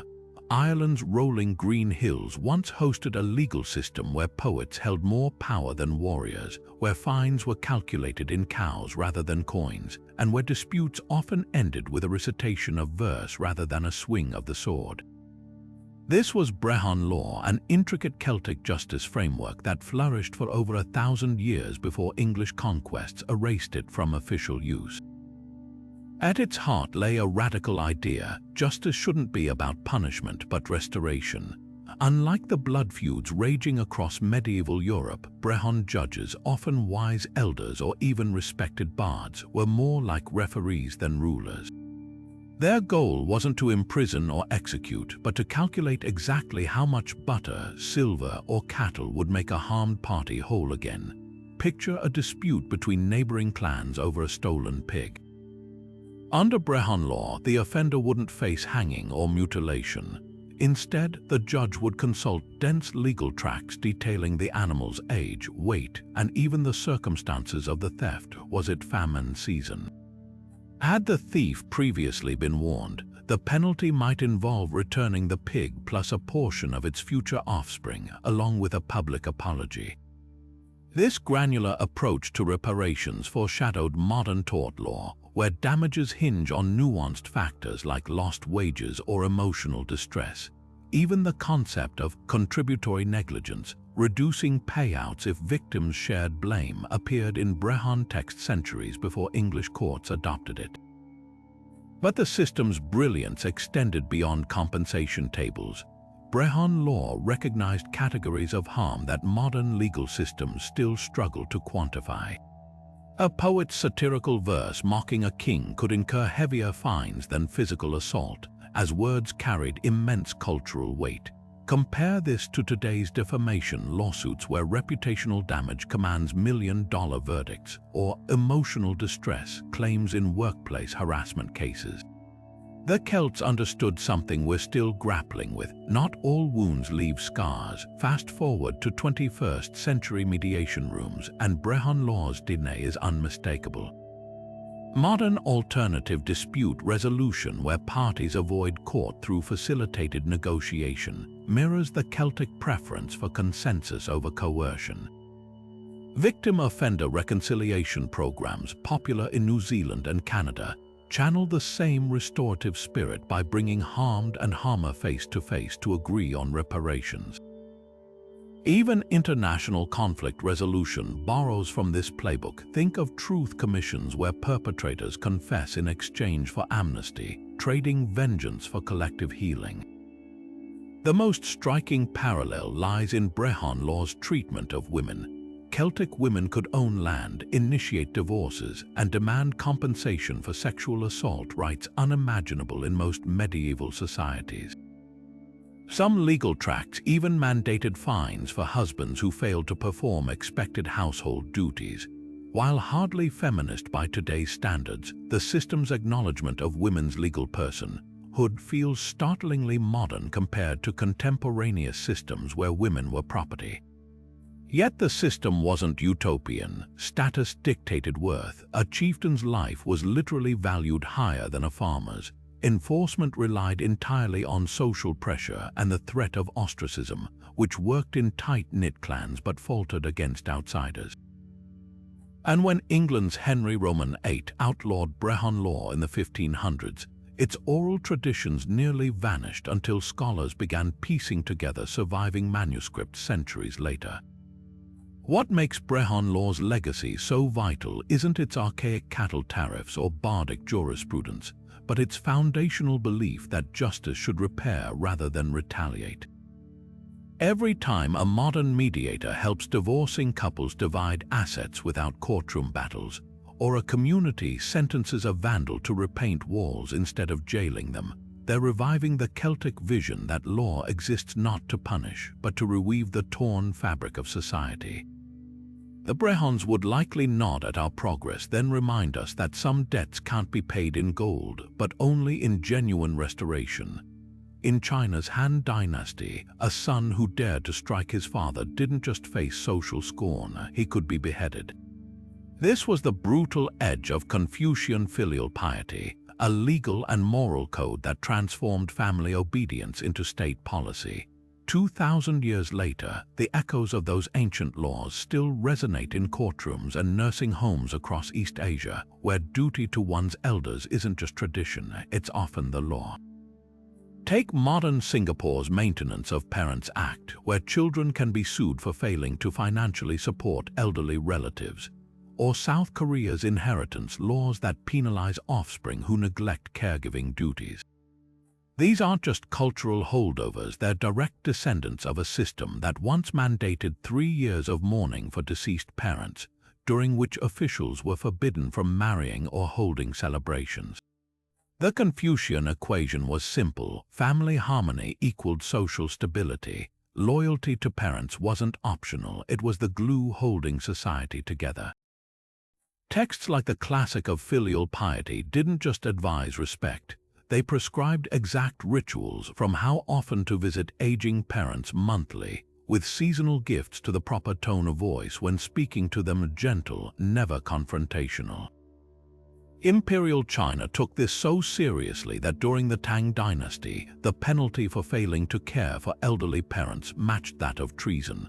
Fast forward to today, and you'll find traces of this mindset in Japan's mandatory elder care insurance premiums or Taiwan's legal requirement that adult children provide necessary living expenses for parents. But here's where ancient piety collides with modern realities. China's 2013 elderly rights law made regular visits to parents a legal obligation, complete with fines for neglect. Yet as millions of young Chinese migrate to cities for work, compliance has spawned bizarre workarounds. Some hire professional, filial piety stand-ins to visit lonely parents, while courts grapple with cases where siblings feud over who contributed more to a parent's care before their death. These disputes often hinge on centuries-old Confucian principles. In one sole inheritance trial, a judge reduced a daughter's share because she'd married into another family, echoing the ancient belief that a woman's duty transfers to her husband's lineage. The tension plays out starkly in inheritance battles. Traditional Confucian law favored eldest sons, often leaving daughters symbolic trinkets while brothers inherited land and homes. Modern legal reforms have ostensibly erased these disparities, but court records reveal lingering biases. A 2020 study of Korean inheritance cases showed judges still awarding larger shares to children who cohabited with aging parents, a practice rooted in Confucian ideals where the eldest son traditionally remained in the family home. Even Japan's IE system, legally abolished post-WW2, lingers in corporate culture where companies still expect employees to prioritize parental care over promotions or transfers. Yet for all its rigidity, filial piety laws have adapted in surprising ways. China now recognizes emotional neglect as grounds for lawsuits, a far cry from the Han Dynasty's corporal punishments. Singapore's tribunals mediate family disputes with social workers and psychologists, blending Confucian duty with Western conflict resolution. South Korea's filial pensions reward exemplary caregivers with tax breaks, proving even ancient virtues can coexist with modern incentives. The ultimate test of these laws isn't in courtrooms but in nursing homes. Japan's Oyako Shinju parent-child suicide pacts reveal the dark extreme of filial failure, while Taiwan's community eldercare cooperatives offer a brighter model. As East Asia's populations grow faster than anywhere on Earth, the world watches whether two millennia-old values can survive the pressures of urbanization, feminism, and individualism. The answer may determine not just who cares for grandma, but how societies worldwide will navigate the coming age wave, with obligation or with something new. From Hammurabi's brutal eye for an eye to the Maori's sacred tapu, these 30 ancient laws didn't just vanish into history's dustbin, they became the hidden scaffolding of our modern world. Whether it's the Viking wereguild shaping wrongful death lawsuits or the Byzantine farmers' law echoing in zoning regulations, humanity keeps circling back to the same fundamental questions. How do we balance punishment with mercy? Who gets to decide what's fair, and when does tradition become a cage? These legal systems carved in stone, etched on parchment, or passed down orally weren't just rules. They were experiments in how to live together without tearing each other apart. Some experiments aged better than others. The Aztec Tlacotin debt system seems monstrous today, yet payday lending traps millions in eerily similar cycles. Sparta's child soldier factory shocks our morals, but modern boot camps still break down recruits to rebuild them. Even the most progressive laws like Brehan's restorative justice or the Millet system's religious tolerance carried hidden biases, proving no legal code is flawless. That's the paradox of legal DNA. It mutates, adapts, but never fully sheds its ancestral quirks. Now here's the real question lurking behind these 30 relics. Which one desperately needs rewriting? Should we ditch three strikes laws still carrying Draco's draconian spirit, tear up corporate arbitration clauses rooted in medieval merchant favoritism? Or maybe challenge inheritance systems clinging to Salic law's sexism? The kicker: you're already living with these ancient choices every time you sign a contract, serve on a jury, or even argue over a parking spot. So what's your pick? Which of these time-worn rules feels most overdue for the scrap heap?